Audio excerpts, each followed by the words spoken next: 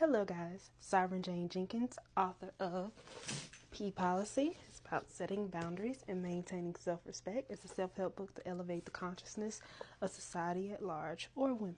Okay, let's point that out.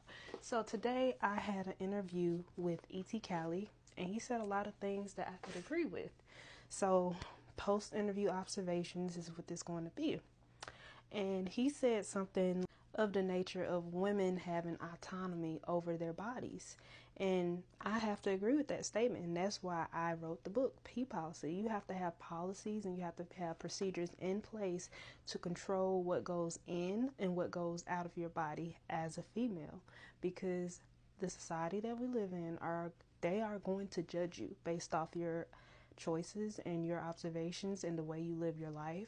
So it's best to have a plan set in place if you do come across situations into where you have to make decisions, and you have to look at the pros and the cons and the consequences of making those decisions, because you don't get a do-over, and you go through so much trauma trying to undo things when you go to the clinic and try to have an AB, and you run your body through the mud trying to do that. And he made that statement, and I'm like, yeah, in a way, yeah, I definitely have to agree with that, because sometimes you risk going into sepsis. You're risking not being able to have more children.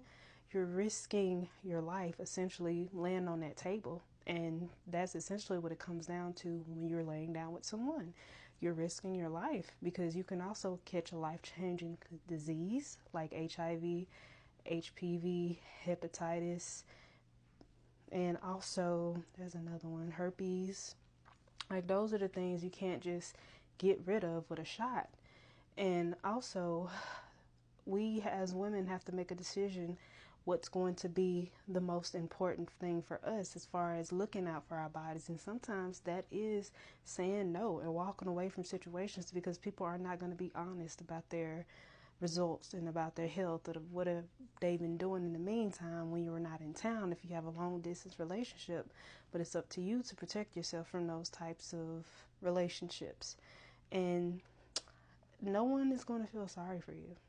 Like, no one is going to cry you a river.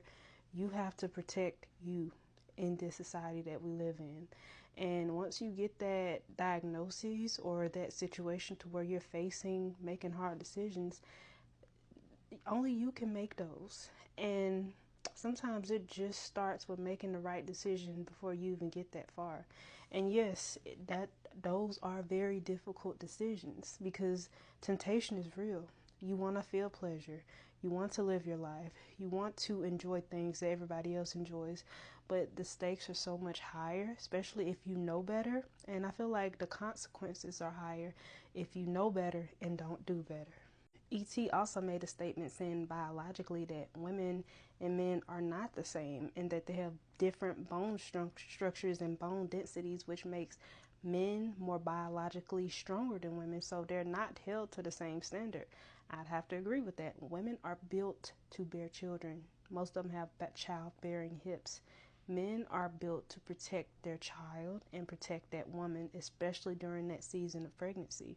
Because if someone else tries to come along and attack your mate, you have to be able to protect that entire family system when it comes to those types of risks and dangers, because they happen every day. Like, not just in caveman times, but in today's time, you have to be able to protect and provide for your mate. So I also agree with him on that.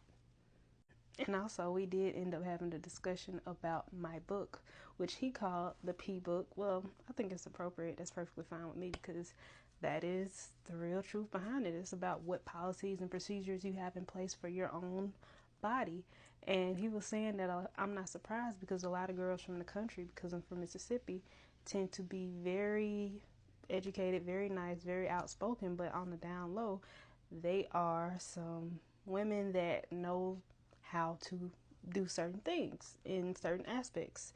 So, and I'm going to plead the fifth on that one. But what I will say is that as a woman from Mississippi, I had to definitely be aware of how religion plays into that, because coming from the Bible Belt, you're expected to wait for marriage, and nowadays that's unrealistic because 69 to 70% of babies are born outside of wedlock. So that's one thing. But I also believe in abstinence, not necessarily that I have to wait for marriage to have a child, but I do believe in being abstinent in the meantime while you're waiting, because if you choose the wrong partner and you end up getting pregnant, you're locked in for 18 years. And if this person is not father material, let alone marriage material, you're going to end up suffering in the end. So it's best to choose right the first time rather than going back and forth and trying to go to court, go to get a DNA test. Like, those are very hard on the children. Like, the children are watching. When you think they're not, I assure you they are. I was one of those children, so I could talk about it. Like, it was difficult watching my mother having to navigate those decisions and make those choices based off, and to have to tell your children that their father isn't who their father actually is.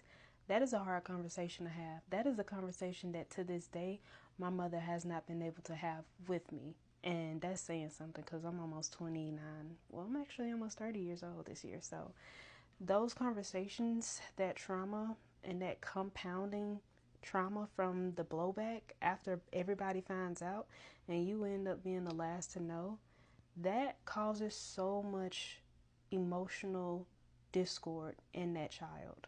And you have to recognize that if you don't get therapy for the child, she's going to struggle.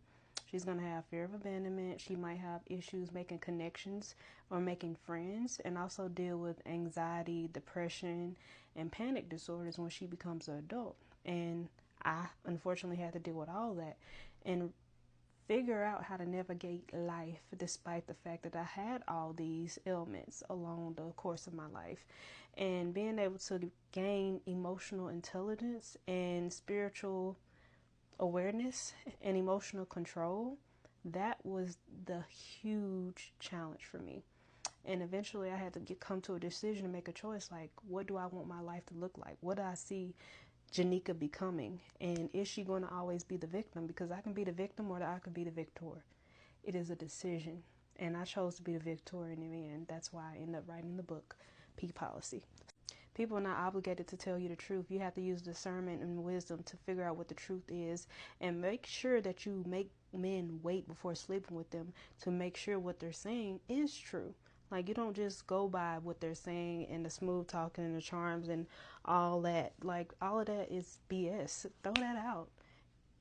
Sit back and pay attention and listen to what they say and make sure that it lines up with what they do, because actions are always going to tell the true story. I don't care what kind of narrative that they have going or what they have put in your heads. And he even said women fall in love through their ears, so why are you lying to women?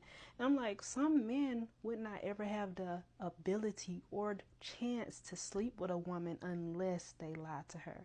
Like, we'll be in a society full of males that don't know how or will never get that, okay? Because they wouldn't know how, because they have not ascended, they have not self-actualized, so they can't afford the consequences of having a child. So therefore, they feel the need to lie to women in order to sleep with them, because otherwise, if they were honest, they know they would never get anything in return. So again, this is up to opinion. Like, this is open to everyone's opinion. But in my opinion, like, that's fair game. That woman has to be up on her game and make sure that that man that's coming into her life is telling the truth from the very beginning and not accept BS and not tolerate BS. If that man say he's going to do something, it is up to her to make sure it gets done. If from the beginning it's just games, lies, and manipulation, she can walk and send him packing. And that's the truth of it all. That's the society we live in. And E.T. also said that he doesn't agree with men trying to trick women and lie to them in order to sleep with them. But on that I disagree, because we do live in a world where it is laissez-faire. You have to make decisions for yourself. So, Sovereign Jane Jenkins, check the book out. It is on Amazon, Kindle, and other online platforms. And Love always. Have a good day.